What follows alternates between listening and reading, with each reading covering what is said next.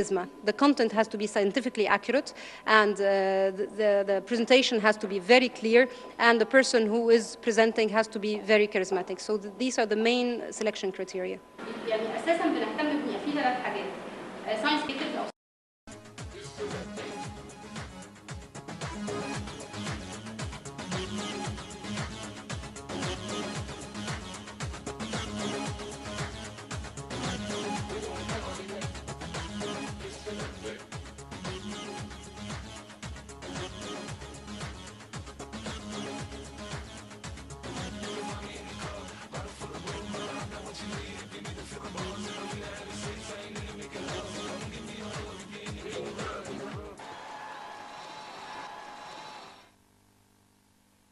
welcome to a new edition of today's Youth. We're very pleased to be with you, talking once again about this very important segment of society. Youth, who that is not only making part of our society, but a vital and very important segment that is definitely promising to bring Egypt to a better future indeed. Today we're going to talk about youth and science, and not only science per se, but excellence in science, how they can actually bring about their knowledge, their enthusiasm, and their sense of competition to the international level. We're going to talk about how science can be introduced to our society to serve it and to hopefully further the cause of development, thanks to the, of course, encouragement of the civil society and the government as well. This is all coming under the umbrella of a newly introduced competition, science competition here in Egypt. And actually, Egypt has come as the newest and latest country to join in, not only from the Arab world, but the Middle East and North Africa at large.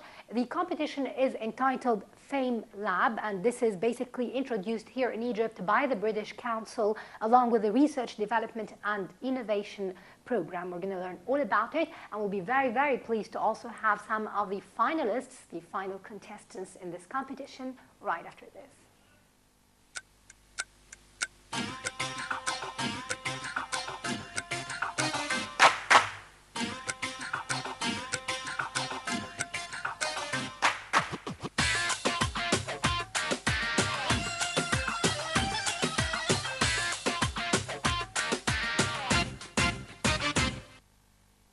You're still watching today's Youth Live from Cairo, and allow me first to welcome my guests in the studio tonight. Mohammed Rifat Abdo, Research Assistant at AUC, thank you for being with us. Thank you. We also have Nashwa Wali, Associate Professor at the Faculty of Veterinary Medicine, Asyut University. Very warm welcome. And Hazem Mahmoud Shaira, Resident of Neuropsychiatry at Al Abbasiyya Hospital for Mental Health. Hi. A very warm welcome. Thank you. And I must say congratulations for all of you, first of all. Thank you. We've just introduced the idea of this competition that was held here in Egypt for the very first time, and we know that you were among the 11 selected winners in this competition. Let's first of all have a quick briefing about each one of you. A bit of a background, Mohammed. Yeah, okay. I'm 24 years old.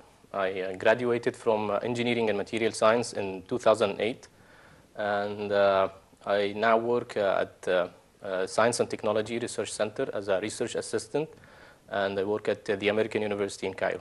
Mm-hmm. My area of research is mainly focused on the nanotechnology and trying to develop new applications for this new technology in Egypt. Mm-hmm. And how did you get to know about this competition? Actually, I knew about the British Council, and I have attended some of their events. For example, they had the Darwin Conference in Alexandria. So I used to receive from the British Council about the events, and I was very interested about the idea of the FameLab, because actually that's something that we need in Egypt somehow. The idea of communicating the science to the public in a simple way, and in the same way attracting the youth and the public for the science. So I read some of the information about the competition, and You applied? Yeah, I applied, and I watched some of the videos on the FameLab website, and I applied. They told me that there were a huge number applying, which was surprising for the people of the British Council, and that's why... We'll learn more about this process later on, but let's check out with the other contestants and winners. Nashwa, tell me a little bit about you. Well, as you mentioned earlier, I'm an associate professor at the Faculty of Veterinary Medicine. So I lecture and I do research and I practice veterinary medicine. My area of research is the gut-associated lymphoid tissue, the immune system attached to the gastrointestinal tract, specifically speaking in cats. In cats, So all right. that's my area of interest. And what about the competition? How did you get involved in that? It was purely accidental. I received an email from the British Council. I had no idea that I was on their mailing list to start with. I thought it was interesting because I'm used to communicating my ideas in a long time. So the thing about communicating science in 3 minutes sounded like a challenge to me. So I thought, I'll go for it. It's as simple as that. This is a bit of an information that we actually need to relay over here, that the competition, one of the requirements was for each and every contestant to present his or her idea within only 3 minutes, which is quite unusual for us here in Egypt. It's an absolute challenge. It's a challenge.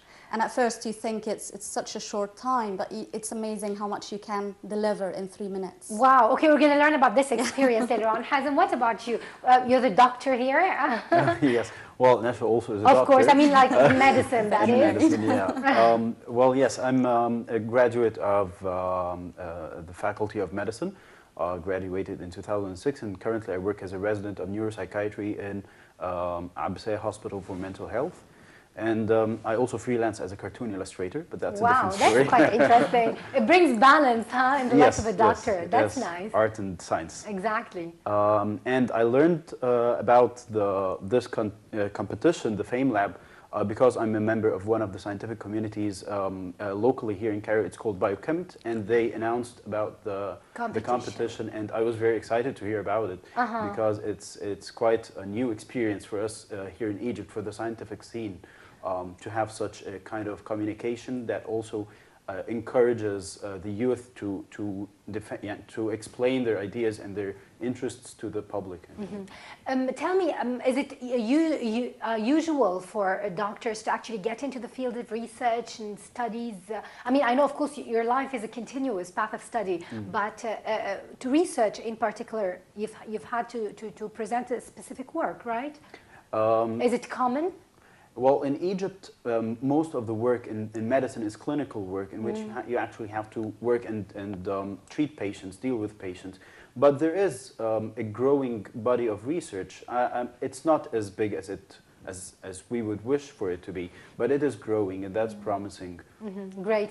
Mohammed, you've mentioned how important this competition was, and we must say once again that Egypt has been the very newest country ever to join in this international competition, the FameLab competition. But we've actually joined in along with China, which brought in Middle East and Asia all at the same time.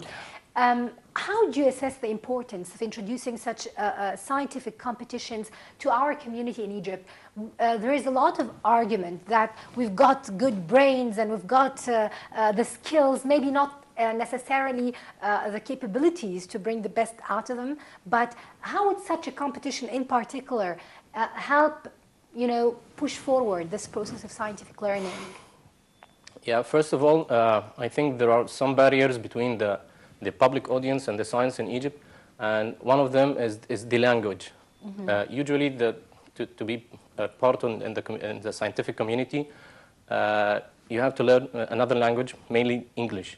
One of the main conditions in the competition is that the presentation should be in Arabic. Wow, so that's interesting. Yeah, that's one thing. Another thing is that in Egypt we have the culture, we have kind of a culture towards science that it's something boring or something to be done in the labs and people who have nothing else to do. No interest to the regular man. No interest. So that's the second part about the competition, is that you have to do something attractive. You have to think of something that will bring the attention of the people towards what you're presenting.